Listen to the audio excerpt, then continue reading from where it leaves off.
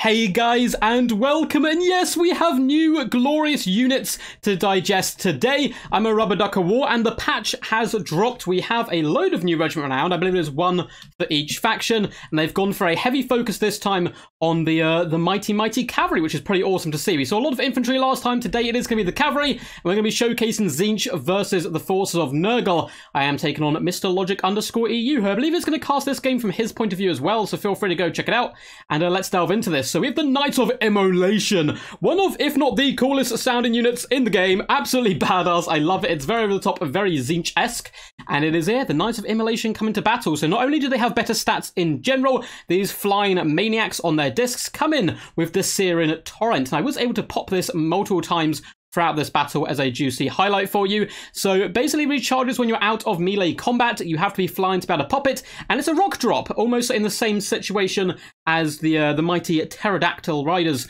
of the glorious Lizardmen forces. But yeah, these bad boys are certainly quite good, and I think their drops are very powerful indeed. You have to pull out and make sure you're not in combat to recharge it, but it can do some really nice burst damage in general. For my main army, we have a load of blue horrors making up the majority of our force, backed up by Spawn of Tzeentch, and there's actually one spawn per unit of blue horrors. No, my opponent is probably going to attempt a rush build. Being Nurgle in this matchup can be really tough. We're going to use the spawn to pin them in place, keep them at bay, and hopefully allow our flying corps to bring the pain. We also have some Screamers of Tzeentch up in the skies, with a Herald coming in with the pink fire, but more importantly, the Infernal Gateway, a spell I've been using more and more, particularly against Nurgle players who love their infantry pushes. It can certainly do some rather juicy damage. And in the center, a nice central piece for our army on the ground here is the Soul Grinder. It does really nice long range damage, so it can help deal with some of the larger threats you're expecting from Nurgle, and also a relatively solid melee combatant.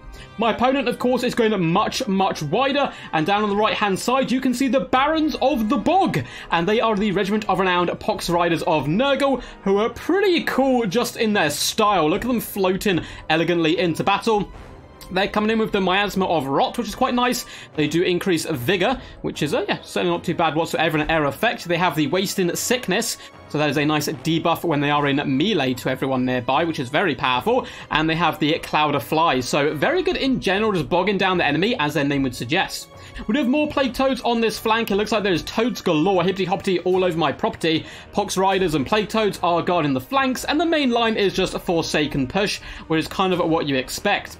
We do have Festering Stooges in the back, as well as an Exalted Plague Bearer unit. They're going to be very key here. I like this pick a lot for my opponents. They need to use their range damage where possible onto either my Soul Grinder or on the Spawn, and leading the battle line with a Herald of Nurgle, which is pretty cool stuff indeed. He is going to be coming in himself with Miasma Pestilence, and of course Stream of Corruption and Locus of, I can't even pronounce this word, Furiousindity. That's the word we're going for today. Who knows? An air effect, a heal, and should be a good fun game. And the reason my opponent's gone First Lord, we actually just played a game before this to try and get some good replays going, of course, to show you guys the Knights of Immolation. And my opponent brought like a small air force, and I went double Doom Knights. I had Screamers, I had double Flaming Chariots. It was disgusting, and unfortunately wasn't the most competitive game. But maybe I'll cast it at some point later to show you a really fun build that we went for. But anyway, into this one, the Soul Grinder is launching some shots down range, just into the Forsaken at the moment. Not going to be getting the most value there. I just forgot to take him off fire at will. He's going to be moving out to this far engagement, and I thought, you know what, once my Lord goes and snipes the enemy Lord in his little powerful own way, I'm going to give the old Knights of Immolation a bit of a taste of thick combat, see if they're really made for the points cost. So it looks like all of the cavalry, from the ones I checked out, are basically 200 gold more than their basic counterparts, which I believe puts the Knights of Immolation at 1,800 gold, and I thought, you know what, let's try taking on the Toads and see how it goes. My opponent does come in with Miasma of Pestilence. We still do lovely damage on the charge, and I've got the Soul Grinder launching in and supporting. Looks like my opponent knows maybe this isn't the best fight due to that missile support coming in. Spawn Bomb Rush ahead of my battle line to jump on top of the Forsaken, intercepting the rather hasty assassination attempt of the Blue Horrors, and they again absolutely devastated. Spawn are just so freaking good, basically for every faction, but the Tzeentch ones with the shields are really nice, though I would argue maybe Corn Spawn a little bit better. Forsaken have been routed here and forced back. Toads are starting to hippity hop in my back line, which I'm not a fan of whatsoever. And on the right-hand side, looks like a Cursor Slug does go down. The Knights of Immolation are attempting to fall back into the skies as the Soul Grinder does some nice long-range pressure. But in come the Barons of the Bog, and they're going to be reaving amongst the Blue Horrors, gobbling them up, and it looks like doing a few burps on their face. I actually countercharge them instead, though, with the Knights of Immolation. Bit of ROR on ROR action, and it is certainly going fantastically for the Knights, who do come with flaming and magical attacks, so they're very good up against Nurgle, of course. With all that healing coming in, you're certainly going to neuter that quite a lot. Now, my opponent attempts to counter this in a rather fantastic fashion, get the Festering Stooges to shoot in, so I immediately pull back, and a big gateway does open, decimating the enemy infantry, though the Festering Stooges heal up quite a lot. Things are getting a bit desperate on the right-hand side for me, however. Exalted Plague Bearers are being jumped by a mixture of Spawn, but the Toads are really fighting their way through rather furiously on this right-hand side. The Spawn are working as good gatekeepers to my back line, and there's not that much back line left realistically.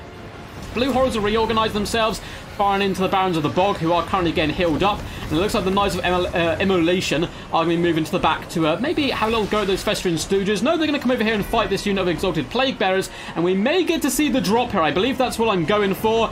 And...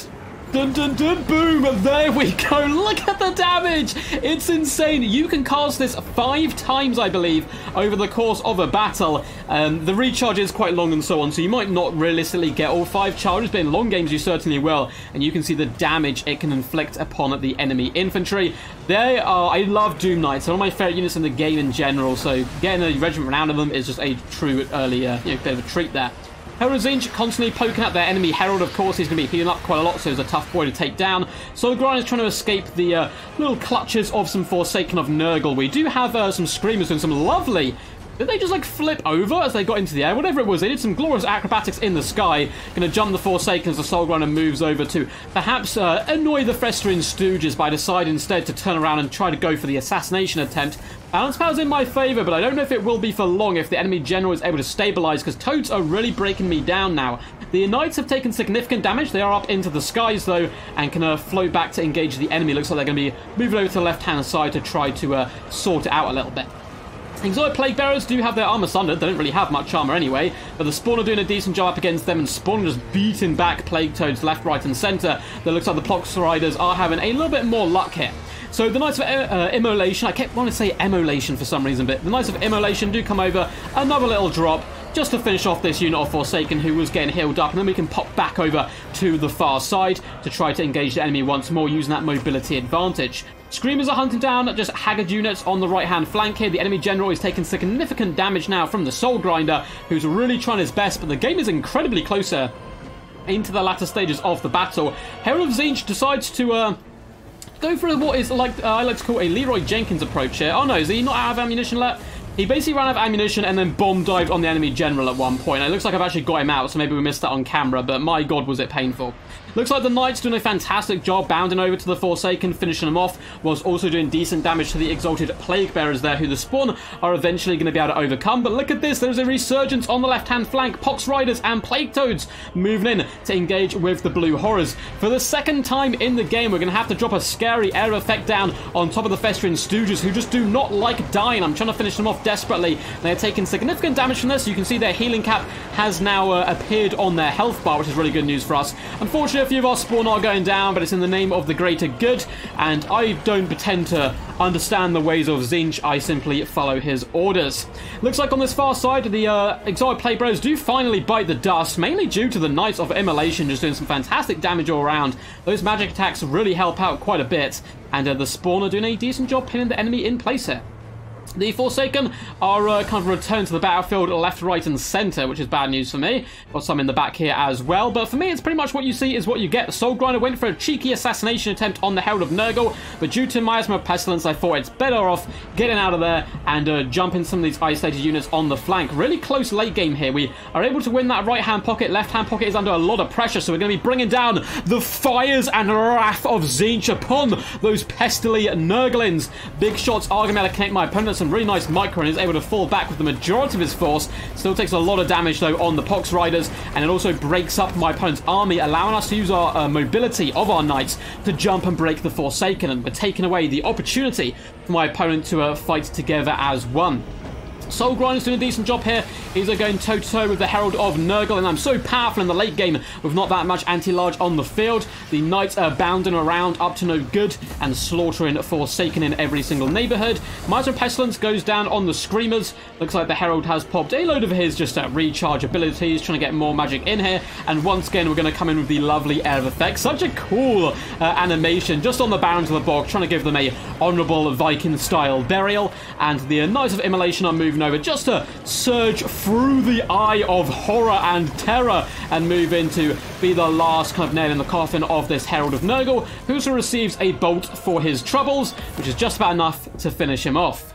GG's and well played to my opponent, Mr. Logic. He's also a fantastic YouTuber. Make sure to go check him out. I believe he is casting this game from his point of view. If you want to check out a little bit more, I think he's going to be mainly focusing on the Barons of the Bog, who are a bit of a thorn in my side. 640 gold value on them. I was able to kind of quite mindful of them and wanted to counter them where possible to really showcase the power of the Knights of Immolation. Very excited to try out all the new regiments of renown. See what they're about, see what ones are good, which ones are poor. I think definitely the winners of the last pack, if I'm going by the most powerful, would be the Festering Stooges for Nurgle. So I'm excited to see what the next best one will be. Maybe I'll even do a tier list video on it, I don't know. But yeah, let me know which one you would like me to showcase next as far as Regiments of Renown go. I'm sure you're about to receive a billion videos in your feed about all the new ROR, so you know, if you don't want to see any more, let me know and I can do some other stuff as well. So yeah, well played once again. The Soul Grinder was pretty huge, 1.5k for me. But the Knights, 1.3, not quite paying for themselves, but they had over half HP left at the end. And I still, I think, had 3 drops that I could pop down on my opponent. And I think they certainly are going to be very viable in the meta. And Doom Knights are just one of my favourite units. My first ever unit on Warhammer 3 was on Doom Knights, so I thought it's only just when they get the upgrade to do them justice first. But I hope you guys enjoyed. If you did, make sure to smash that thumbs up button and leave a comment down below what you thought of the battle and what you'd like to see in the future. I'd also really appreciate if you do subscribe, if you like the content and want to come back for more. It really helps push and grow the channel. And there's a load of links down below to Twitch, Patreon, and Discord. Massive shout out to my Patreons as well as my YouTube members. They're the ones who keep this channel afloat, and if you want to join them, there's links, yeah, in the description, or I believe underneath the video, there's a little YouTube membership video, and you can see more information there. But until next time, guys, peace, peace, and as always, stay awesome.